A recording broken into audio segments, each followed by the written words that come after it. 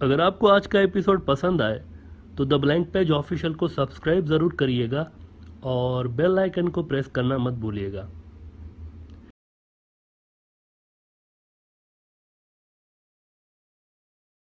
Nadreen, बचपन में यानी आज से 20-25 साल पहले बचपन में इंडिया और रूस के बचपन में इन दोनों के ताल्लुकात बड़े अच्छे हुआ करते थे, दोस्ती हुआ करती थी बड़ी ज़बरदस्त किस्म की। उस वक्त इन्होंने एक ज्वाइंट वेंचर के तहत ब्राह्मोस नाम का मिसाइल डेवलप किया था, ब्राह्मोस।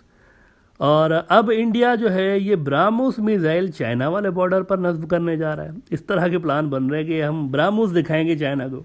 अग्नि दिखा दिया, अब ब्राह्मोस दिखाएंगे, जिससे चीन और इंडिया के ताल्लुकात में मजीद टेंशन्स पैदा होने जा रहे हैं। वैसे इस मिसाइल का नाम भी बड़ा इंटरेस्टिंग है, ब्राह्मोस। ज़रा देखें नाम, कितना खौफनाक किस्म का नाम लग रहा है, ब्राह्मोस। ऐसा लग रहा है जैसे कोई मार्स का कोई विलन हो, कोई एलियन के जो नहीं होते, अजब से नाम होते हैं, ब्राह्मोस।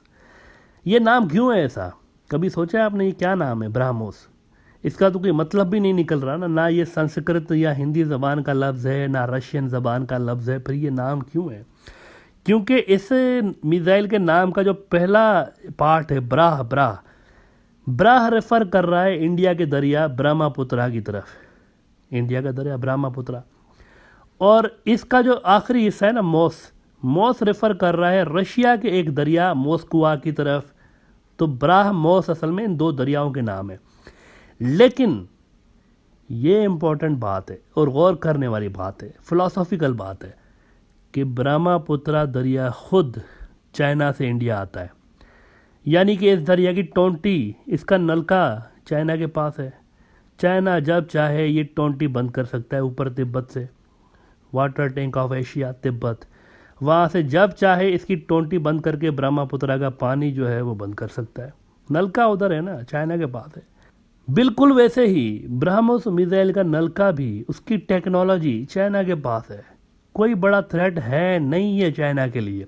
इसके जो इक्विपमेंट्स हैं ज़्यादातर वो वैसे ही चाइनीज़ हैं। ये तो पता नहीं इंडिया के अंदर कौन इस तरह की बातें करता रहता है कि ब्रह्मोस चाइना को सबक सिखाएगा। भाई ये उन्हीं के घर की खेती है, ये उन्हीं के इक्विपमेंट से बनती हैं चीज़ें। और इसीलिए चाइना के माहिरीन ने इस मिसाइल के बारे में लिखा हुआ है कि this is only for theoretical use. ये प्रैक्टिकली कोई फ़ायदा नहीं देगा, this is only for theoretical use and it pose no actual threat for China. वो उनके डिफेंस माहिरीन करें, ये तो कुछ नहीं है हमारे सामने क्या है। लेकिन एक और इंटरेस्टिंग इवेंट ये हुआ है, बड़ा ही इंटरेस्टिंग इवेंट है, कि रूस ने finally S-400 air defence system, इसकी डिलीवरी इंडिया को शुरू कर दी है। 2018 से लेकर इंडिया मुंतज़र था ना इस एयर डिफेंस सिस्टम का, और अब जाकर कहीं इसकी डिलीवरी शुरू हुई है। विच मीन्स चाइना के खिलाफ लड़ाई के वक्त इंडिया जो है अमेरिकी हथियारों पे नहीं, चाइना के ही सबसे बड़े मित्र रूस के हथियारों पे डिपेंड कर रहा है। अगर आप तारीख़ का सितम देखें, ये लिखा जाएगा तारीख़ में, जब ये नॉर्थ ईस्ट अलग मुल्क बन जाएंगे ना, लिखा जाएगा कि इंडिया जो था वो लड़ रहा था, सैटेलाइट स्टेट अमेरिका की था, प्रॉक्सी स्टेट उन्हीं की थी, उन्हीं की तरफ से काम कर रहा था, लेकिन वो डिपेंडेंट था रशिया के ऊपर मिसाइलों के हवाले से, एयर डिफेंस सिस्टम के हवाले से। और रशिया जो था वो चाइना का सबसे बड़ा दोस्त था, उन पर डिपेंडेंट था। ये लिखा जाएगा तारीख में। बहरहाल जी, S-400 जो है ना, इंडिया रिलाय कर रहा है चाइना के दोस्त पे कि ये हमारी चाइना के खिलाफ मदद करेंगे। और ये याद रहे कि चाइना ने वैसे बहुत ही पहले 2018 में, आज से कोई 4-5 साल पहले S-400 लगा के रखे हैं इंडिया की सरहद के पास। लेकिन उनके पास इसके अलावा भी कई तरह के एयर डिफेंस सिस्टम मौजूद हैं। इसीलिए हम कहते रहते हैं कि इंडिया के मिसाइलों का उधर बीजिंग तक पहुंचना तो दूर की बात है, खाली इनकी एयर स्पेस में घुसना ही बहुत बड़ी बात होगी। इंडिया के मिसाइलों की चाइनीज़ एयर स्पेस में घुसना ही बहुत बड़ी बात होगी।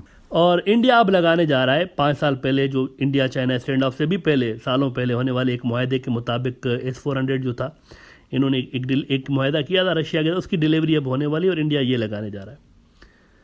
और इस पर जनाब बीजेपी के अंदर ऐसे भक्त खुश हो रहे हैं जैसे रातों रात पता नहीं रूस ने चाइना को तलाक देकर और इंडिया से दूसरी शादी कर ली हो, ऐसे खुश हो रहे हैं रातों रात। जैसे कि ना खुशी का मारा, वो जो राफेल के वक्त जैसे कई लोगों को नींद नहीं आई थी ना, हफ्ता भर नींद नहीं आई थी कि हम तो सुपर पावर बन गए, न्यूक्लियर ब्लास्ट जैसी खुशी हुई है कि हमने, ऐसा लग रहा था जैसे इंडिया ने पहले बार न्यूक्लियर टेस्ट किए हों, ऐसे खुश हुए थे राफेल के वक्त। इसमें तो और भी ज़्यादा खुश हो रहे हैं कि ये तो उससे भी बड़ी चीज़ हो गई, हम पता नहीं हम कहाँ पहुँच गए, ऐसी खुशी हो रही है। हालांकि हम आपको ये बता दें, ये खुश होने की नहीं, दुखी होने की बात है, दुखी होने की बात है।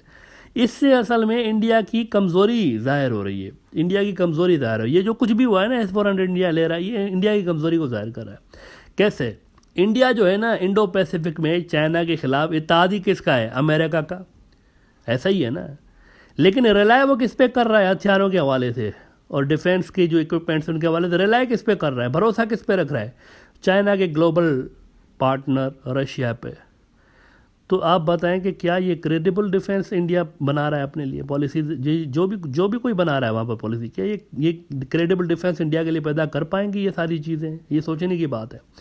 आप लड़ रहे हैं अमेरिका की तरफ से, लेकिन रिलाय कर रहे हैं आप चाइना से लड़ रहे हैं, लेकिन रिलाय कर रहे हैं ग्लोबल पार्टनर उसका जो सबसे बड़ा है रशिया, उस पर कर रहे हैं। तो ये सोचने की बात है।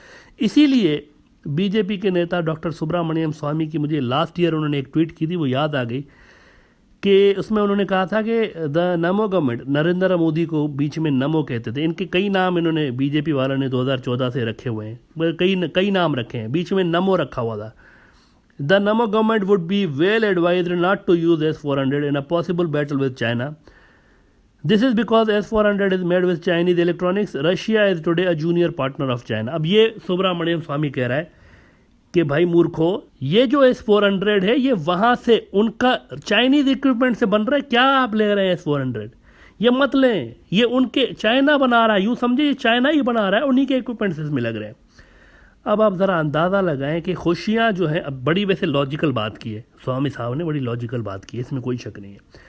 अब आप अंदाज़ा लगाएं कि खुशियाँ उस प्रोडक्ट के लिए मनाई जा रही हैं जो कि ख़ुद चाइनीज़ सामान से बनी हुई है, और माना ये जा रहा है इंडिया के अंदर कि ये हमें जो है वो चाइना के ख़िलाफ़ मदद देगा। अब अजीब सी पॉलिसीज़ है ना, कौन बना रहा है ये पॉलिसी? समझ में नहीं आ रहा इंडिया के अंदर कौन महान इंसान बैठा ये पॉलिसीज़ बना रहा है। इट इज़ क्वाइट पॉसिबल, वैसे हम आपको ये बता दें, it is quite possible that Indian S-400 might help China instead of India. ये बिल्कुल हो सकता है कि ये इंडिया की बजाय S-400 चाइना की मदद करें बैटल के वक्त, क्लैशेस के वक्त, जंग के वक्त। S-400 इंडिया की बजाय चाइना की मदद कर सकता है। ये इसमें थ्रेट तो है अपनी जगह पर, स्वामी साहब ने सही फरमाया। और जैसा कि हम कहते रहते हैं कि चाइना के साइबर वॉर, इलेक्ट्रॉनिक्स वॉरफेयर की कैपेबिलिटीज़ की वजह से मुमकिन है कि इंडियन एयर डिफेंस सिस्टम चीन की बजाय इंडियन टारगेट्स को ही हिट कर सकते हैं। कैसे? वैसे ही जैसे 27 फरवरी 2019 वाले जो क्लैश में, इंडिया पाकिस्तान क्लैश हुआ था ना, उसमें Indian air defence systems Pakistan की बजाय इंडियन जहाज़ों को टारगेट कर रहे थे, और उसमें से एक तो बल्कि हेलीकॉप्टर गिर भी गया, हिट भी हो गया था। उसके अंदर 6 फौजी थे, सारे के सारे हलाक हो गए थे। वैसे ही S-400 हो सकता है कि इंडिया के ही टारगेट्स को हिट कर रहा हो। तो इंडिया का इसके बावजूद रूस से S-400 लेना मास्टर स्ट्रोक है या मास्टर गैम्बल है, ये सोचने वाली बात है। 2018 में जब इंडिया ने रूस से S-400 एयर डिफेंस सिस्टम का मुआहदा किया था, तो उसी साल असल में चाइना को रूस ने S-400 का पहला रेजिमेंट डिलीवर किया था, और फिर 2020 में दूसरा भी डिलीवर कर दिया था, और इंडिया को अब जाकर पहला रेजिमेंट मिलने वाला है। अलबत्ता अमेरिका ने वो जो धमकी दे रखी थी ना कि अगर इंडिया लेगा S-400 रूस से, कई साल पहले धमकी दी थी ट्रंप के दौर में, तो हम सैंक्शंस लगाएंगे। मेरे ख्याल से वो ऐसे ही फजूल बातें हैं, नहीं लगाएंगे, क्योंकि अमेरिकन खुद चाह रहे हैं कि रशिया और इंडिया जो है ना, ये दोनों डील कर लें, S-400 आ जाए इंडिया के अंदर, ताकि हो सकता है कि इसमें चाइना और रूस के बीच ज़रा सी दरार पड़ जाए, क्योंकि अमेरिका हर तरह की कोशिश कर चुका है, लेकिन दरार पड़ नहीं रही दोनों के बीच, और वो इनको अलग करना चाह रहा है, चाइनीज़ और रशियन को, क्योंकि ये जब दोनों मिल जाते हैं तो अमेरिका के लिए चांस ही नहीं बनता है इनसे मुकाबला करने का। वो भी यही चाहते हैं कि हो सकता है कि कुछ इनमें डिफरेंसेस आएँ इस तरह होने से, विच विल नॉट हैपन दो, मेरे ख्याल से होगा नहीं। और शायद चाइना की इसमें रजामंदी है कि वो जो 2018 से ये जो क्लैश कन्फ्लिक्ट हुआ था अप्रैल 2020 में इंडिया चाइना का, उससे पहले की डील हुई पड़ी है, ये कोई अब नहीं हुआ, ये उससे पहले की डील है। ये इंपॉर्टेंट बात है। तो चाइना को इसमें कोई दिक्कत होगी नहीं, रशिया को उन्होंने मना नहीं करेंगे वो कि आप ना दें, इस तरह वो नहीं करेंगे, क्योंकि ये पहले की डील हुई पड़ी है ना, पहले का कॉन्ट्रैक्ट हुआ पड़ा है, तो कैसे रोक सकते हैं इस पर।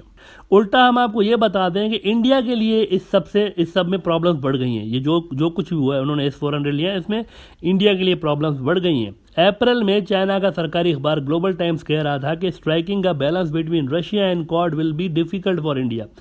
अब आप अंदाज़ा लगाएं कि इंडिया इंडो पैसिफिक में झगड़े क्वाड की वजह से ले रहा है चाइना से, लेकिन नए हथियार, रिपेयर, मेंटेनेंस, इसके लिए वो चाइना के सबसे बड़े दोस्त रूस पे डिपेंडेंट है, जो कि क्वाड का मुखालिफ है। वो खुद भी क्वाड का मुखालिफ है, रशिया। और इंडिया जो है वो क्वाड की वजह से, क्वाड के फंडों की वजह से रशिया पे डिपेंडेंसी रखना चाह रहा है।